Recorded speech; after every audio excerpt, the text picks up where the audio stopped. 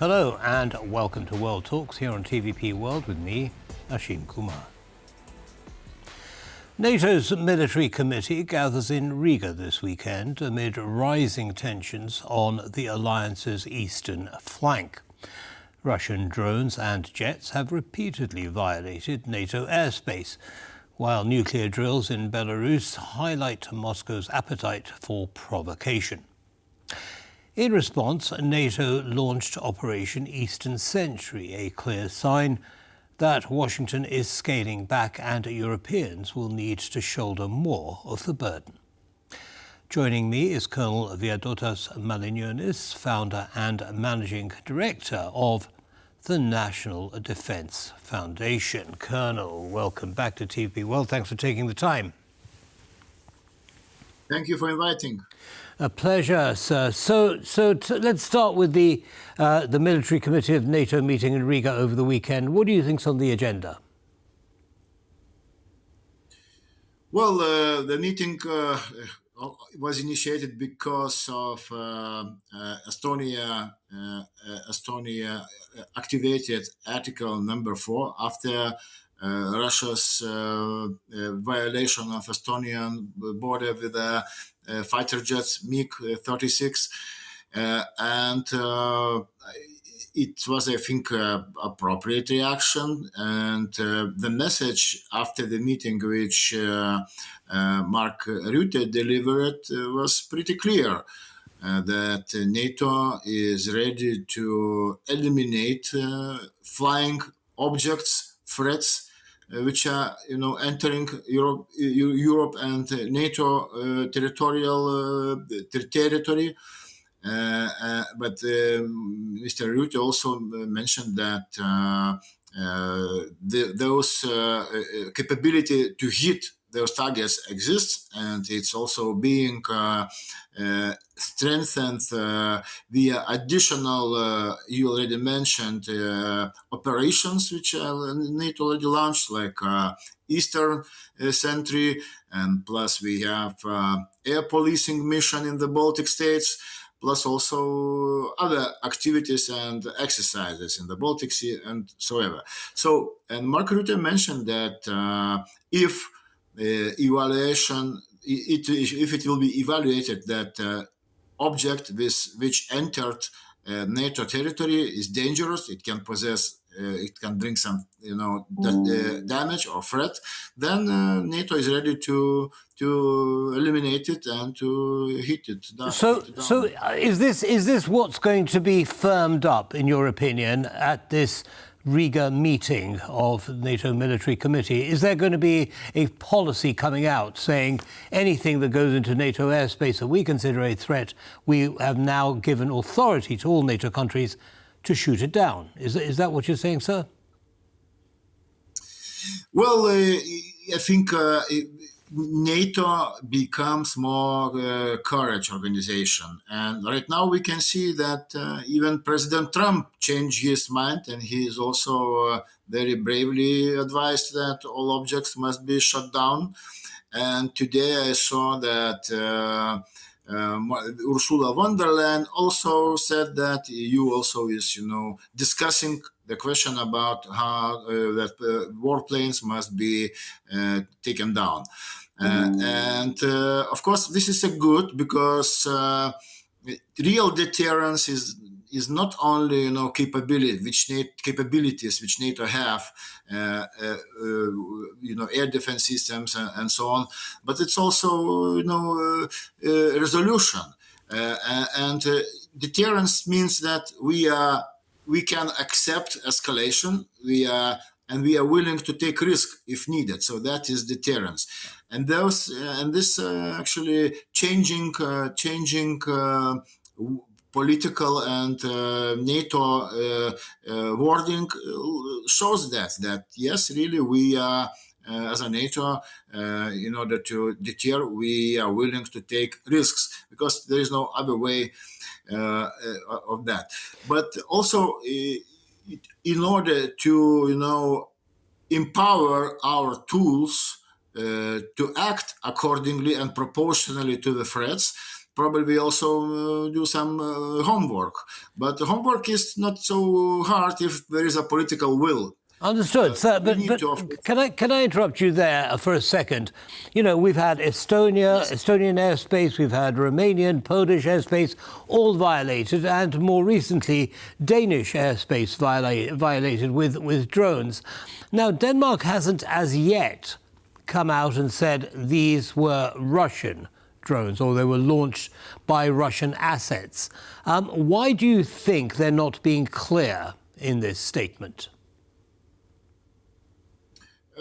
Denmark is not clear because, of course, you mentioned several cases when airspace was violated, and of course Russia denies everything. They say it's not their drones, and for example, in case of Estonia, they said that it wasn't any kind of violation, that warplanes were flying over, permitted area. They didn't enter Estonian airspace. And of course, we are not saying that it's their drone in Denmark. But in Denmark case is pretty hard because I think they must to investigate the situation. And of course, they must prove that it was by Russia. Right now, we can only suspect that those drones could be operated by the warship from the Baltic Sea.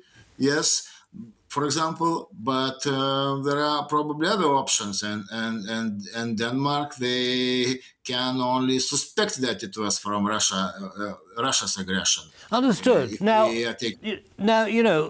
Russia is conducting a strategy of hybrid warfare against many NATO countries.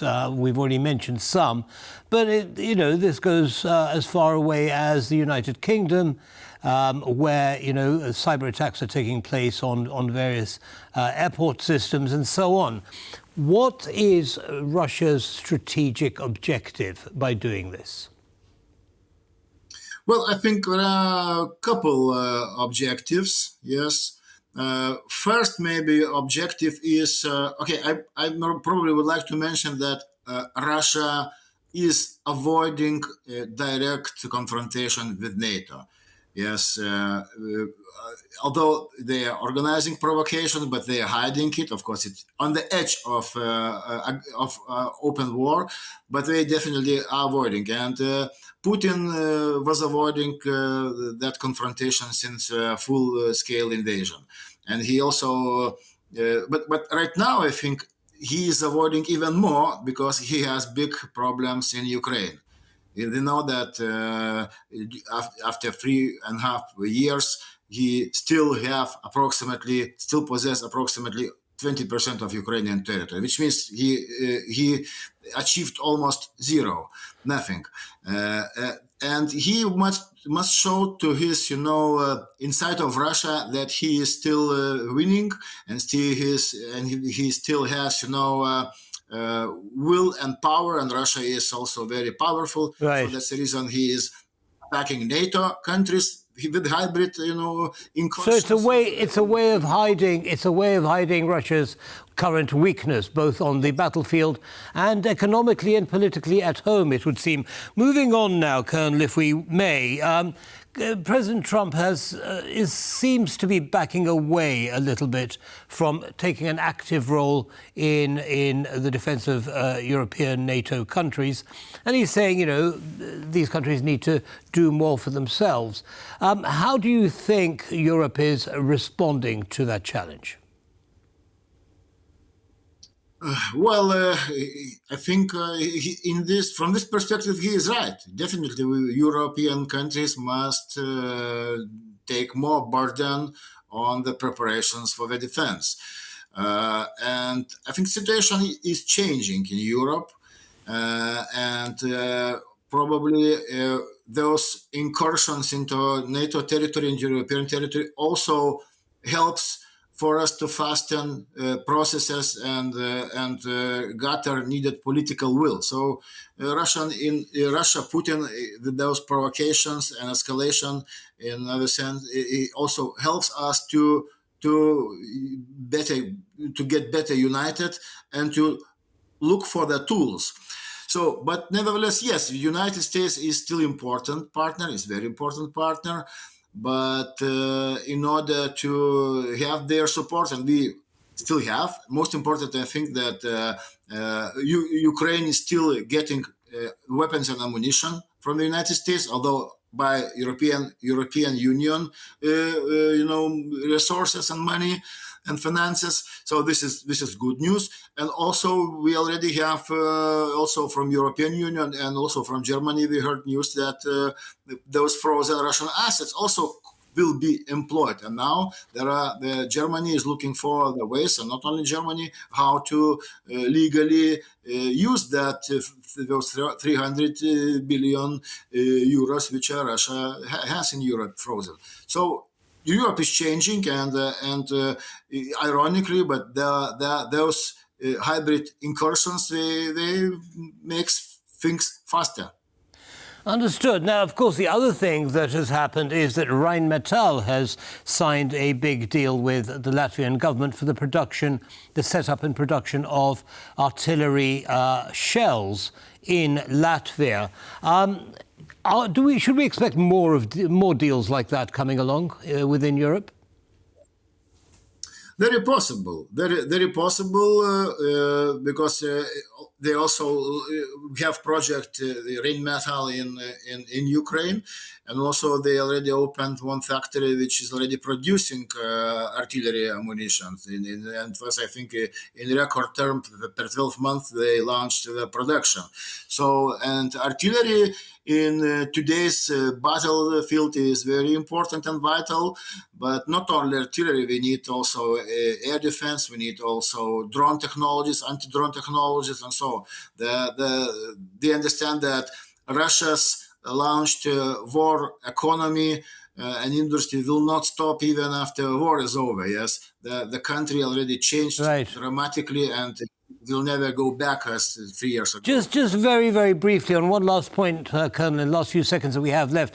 You've already addressed the issue of why Denmark hasn't specified the drones came from Russia. You've already addressed that. What do you think they're waiting for now before they say, yep, these were coming from Russia or Russian assets? What do they need to know? I think we need to have some kind of proof, yes, and this is, really very situation. You need to be pretty sure. So I think they need some time to do thorough investigation. All right. Yes, yeah. I think after investigation they can. I think they have time. They have time, but nevertheless, of course, they must be ready to deal with such kind of threats. Colonel Malinionis, as always, thank you very much for sharing your analysis with our audience. Have a good evening, sir. Thank you for inviting me. Thank you. Bye-bye. And that brings us to the end of this episode of World Talks. Don't go away, though. Lots more coming up. Goodbye.